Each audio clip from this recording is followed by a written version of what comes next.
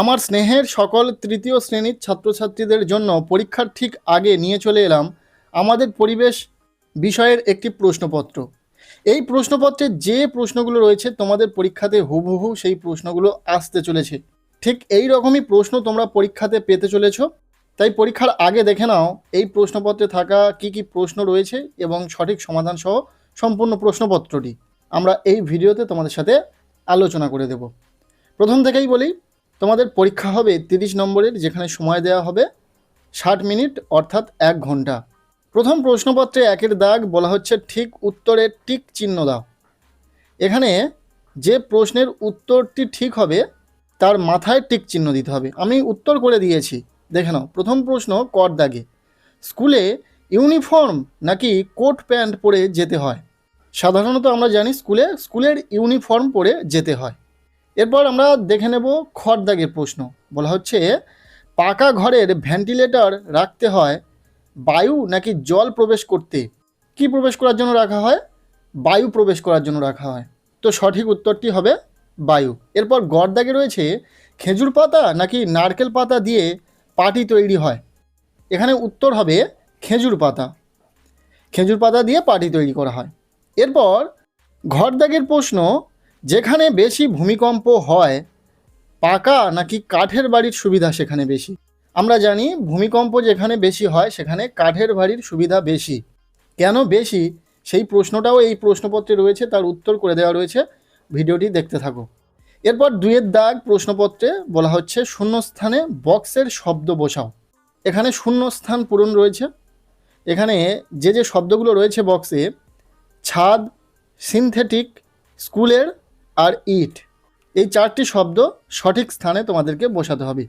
প্রথমে কর দাগে যে প্রশ্নটি রয়েছে, বাড়ির জিনিসপত্র আর স্কুলের জিনিসপত্র আলাদা, অর্থাৎ এই শূন্যস্থানে স্কুলের কথাটি বসবে, যেটা উপরের বক্সে রয়েছে স্কুলের এই কথাটি কিন্তু রয়েছে।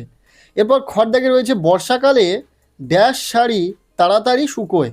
আমরা জানি বর্ষাকালে সিনথেটিক শাড়ি তাড়াতাড়ি শুকিয়ে যায়, তাই এখানে সিনথেটিক হবে। এরপর গড় দাগের প্রশ্ন, গরমের দিনে চড়া রোদ আটকায় ড্যাশ, উত্তর হবে এখানে ছাদ। গরমের দিনে চড়া রোদ আটকায় ছাদ। এরপর ঘর দাগে যে প্রশ্নটি রয়েছে, পাকা ঘর বানাতে ড্যাশ লাগে। আমরা জানি পাকা ঘর বানাতে ইট লাগে। সো এই প্রত্যেকটি শব্দ কিন্তু উপরের বক্সে রয়েছে, এগুলো তোমরা খাতাতেও লিখতে পারো। এরপর প্রশ্নপত্রের 3-এর দাগ বলা হচ্ছে বাক্যটি শুদ্ধ হলে তালবের সহসৌ লেখো পাশে, এবং মিথ্যা হলে পাশে মি কথাটি লেখো। তো আমি এখানে উত্তর করে দিয়েছি। প্রথম যে কর দাগে প্রশ্নটি রয়েছে, কয়লা তুলে খাদ বালি দিয়ে বুঝিয়ে দিতে হয়, এটা ঠিক বা সত্য, তাই তালবে শস্যও এই কথাটি লিখে দেবে। এরপর খর দাগে বলা হচ্ছে গরমকালে উলের পোশাক পরতে হয়। আচ্ছা, আমরা জানি উলের পোশাক শীতকালে পরতে হয়, গরম থাকবে শরীর সেই কারণে। কিন্তু এখানে বলা হচ্ছে গরমকালে উলের পোশাক পরতে হয়, এটা সম্পূর্ণ মিথ্যা, তাই এখানে মৎস্যই কথাটি লিখে দেবে। এরপর গড় দাগে বলা হচ্ছে মাছি মৌচাক তৈরি করে। আমরা প্রত্যেকে কি জানি, মৌচাক তৈরি করে মৌমাছি, আর এখানে যেটা বলছে মাছি মৌচাক তৈরি করে, এটা মিথ্যা, তাই মহাশয় কথাটি লিখবে। এরপর ঘর দাগে বলা হচ্ছে মামার বোন আমার মাসি হবে। ঠিক, মামার বোন মাসি হবে, যেহেতু ঠিক তাই এটা তালবের সহসেও লিখবে।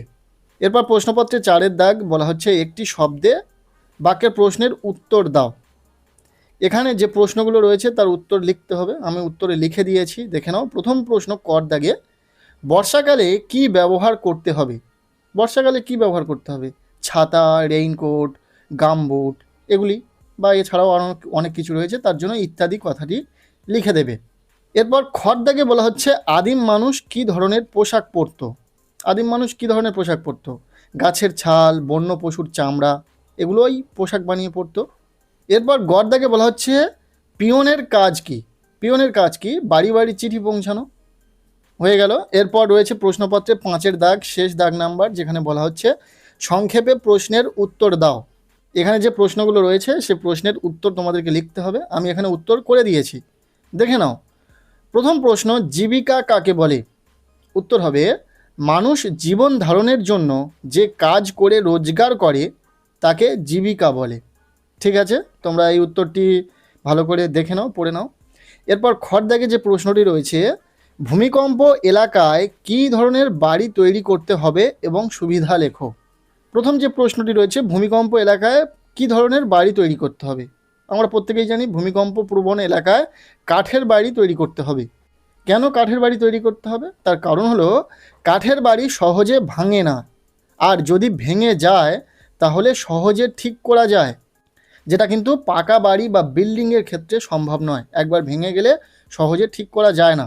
এরপর গড় দাগে বলা হচ্ছে চিঠি পাঠাতে গেলে কি কি লিখতে হবে। চিঠি পাঠাতে গেলে কি কি লিখতে হবে? চিঠিতে নাম, পিতার নাম, কেয়ার অফ, গ্রাম, পোস্ট, পিন ও জেলা, এগুলি তো লাগবে। এরপর শেষ প্রশ্ন, কাঠের কাজ করতে কি কি জিনিস লাগে। কাঠের কাজ করতে কি কি লাগে? বাটালি, পেন্সিল, করাত, হাতুড়ি, এছাড়াও অনেক কিছু, তাই ইত্যাদি কথাটি লিখে দেবে। এই ছিল তৃতীয় শ্রেণীর ছাত্রছাত্রীদের জন্য আমাদের পরিবেশ বিষয় থেকে একটি গুরুত্বপূর্ণ প্রশ্নপত্র, যে প্রশ্নপত্রে থাকা প্রতিটা প্রশ্ন উত্তর সহ ভিডিওর মাধ্যমে তুলে ধরলাম। ভিডিওটি কেমন লাগলো অবশ্যই জানাবে। ভিডিওটি ভালো লেগে থাকলে লাইক করে দেবে। আমাদের এই চ্যানেলে নতুন হলে চ্যানেলটিকে সাবস্ক্রাইব করে রাখবে, আর পারলে ভিডিওটি বন্ধুদের সাথে শেয়ার করে দেবে।